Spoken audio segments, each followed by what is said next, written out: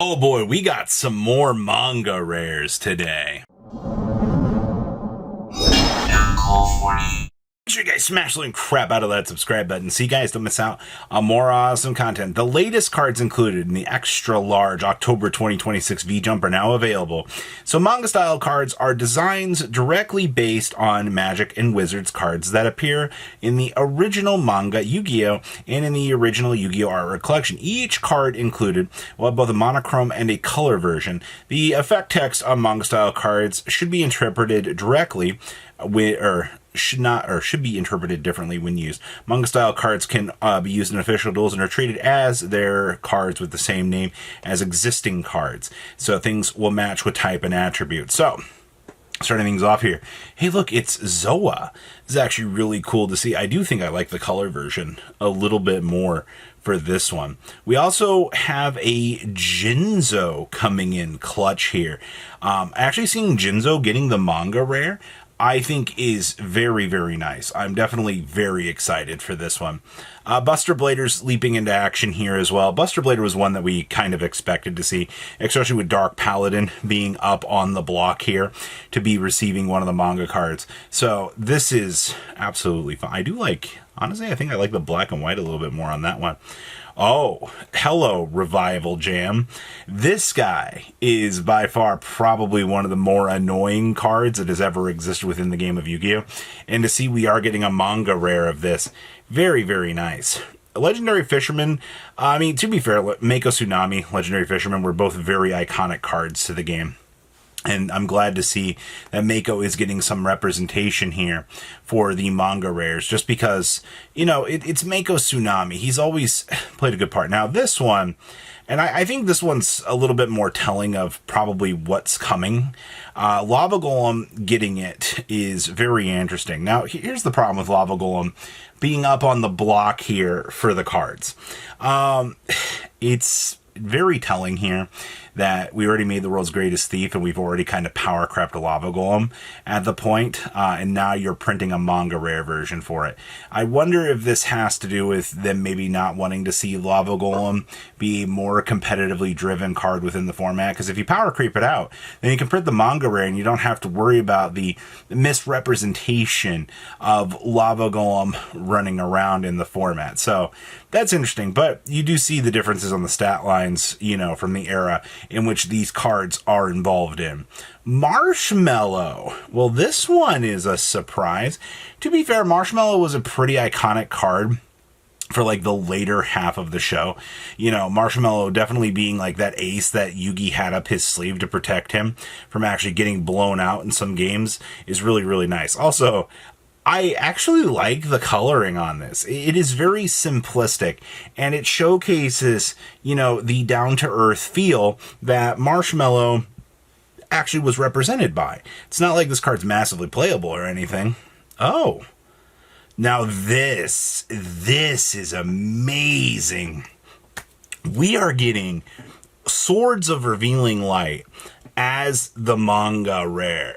Now, I am a fan of either one of these, honestly. Swords of Revealing Light, to me, is one of the more iconic cards that when you look at the way that this game has been played for these years, because Swords of Revealing Light was always Yugi's trump card. You know, he was always able to stall for, you know, however many turns he needed, and it was able to basically turn the tide on the duel. This is one of the cases of, like I said, I think the monochrome and the color both look extremely good for this. Now, this one is something that it's crazy to me that we're getting this. We are getting Harpy's Feather Duster as a manga rare. Now, this is very, very difficult to consume and to handle because, honestly, we've already had so many versions of Harpy's Feather Duster. You know, we've already got the Altar, now we're getting slapped with the manga rare on top of this. Man, it is just it is so hard to figure out, which version you want to actually choose to play. But this looks gorgeous, man. I love that. Oh, the Skeepy Goats are here. Okay. Well, I mean, this makes sense, right? Joey Wheeler was a very, very, very iconic piece to the game. And considering the fact, see, we've got the one goat running away here into the background trying to get away. So adorable, actually. I like this. Next up is the manga polymerization. I'm okay with this. I love the fact that it doesn't even have a text down here, which I guess makes sense, right? Show Yugo Hostel is by far probably one, next to Blue Eyes and Dark Magician, this is probably the most iconic card in the game to kind of exist. And obviously, I don't see a reason for this to not be up front and center. I know people are going to want to play both versions of these, but both of these will be good for collectors that want them. Oh, Fiend Sanctuary. This is something that I was hoping we were going to get. Fiend Sanctuary is a very, very interesting card for the manga. It produces the token that was basically used to try to help beat Merrick at the end of things. And honestly, we're finally getting a version of this that actually looks very, very nice. I hope we get a token that actually goes along with this to reflect this, because that would just be absolutely sick. All right, what else we got down here? Oh, Manga Mirror Force. I'll be darned. I guess to be fair, it makes sense that Mirror Force would be one of the key cards to receive, a printing. Mirror Force is one of the most iconic cards in the game. All right, this card, obviously, I hate to say this, but looking at the black and white version, it's not quite as impactful as the colored version on this. Reflect the opponent's attack right back at him. Magic Cylinder is also up front here for the Manga Rare. I'm not excited about this one like I am with the other Manga Rares being shown here. Magic Cylinder is a cool card. It always has been. But you don't get to see like a Dark Magician girl, here redirecting the blast. It's just in one tube, out the other, shooting it right back at the opponent and reflecting it. Okay. And then, Exchange of the Spirits is getting it. This is interesting. Exchange of the Spirits is one of the most iconic cards to the game, because this is the card that defies Kaiba's fate. He gets basically just absolutely wrecked by a Shizu the entire time, and then we come in here and we get to see Exchange of the Spirits actually being a card that really sets the stage. But this is interesting. This is all 30 of the Manga Rares. There are no Egyptian gods in this set. We are getting Blue Eyes and Dark Magician in this set. I think this sets the tone that there's going to be another manga set.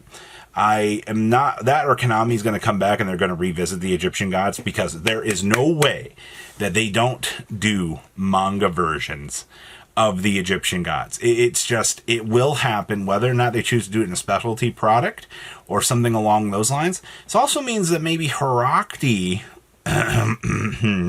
could get a manga print for this run through, and that could be a very interesting choice. I think Fiend Sanctuary is one of my favorite cards out of this block. I think the Harpy's Feather Duster does look very nice. I absolutely love Swords of Revealing Light. I think getting a manga rare for this is very exciting, and I absolutely am excited for that. Lava Golem, too bad he just got power crept. I would have loved to have seen that in competitive play. Buster Blader was something that we expected because we already got the Dark Paladin. Jinzo getting a manga rare is pretty self-explanatory. Zoa's whatever. Zoa did have its time. It's not the most exciting card to, see coming into rotation here. I think he's cool nonetheless, but at this point in time, I don't know, man.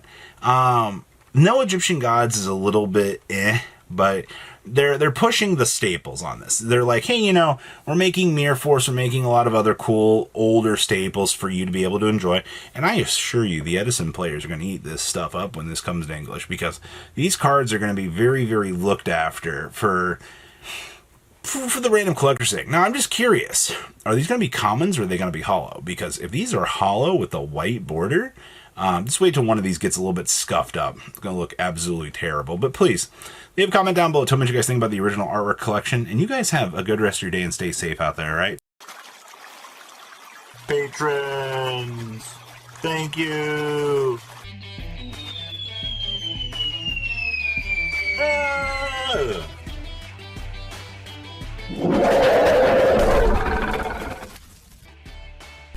Thank you so much for watching. Check out these other videos.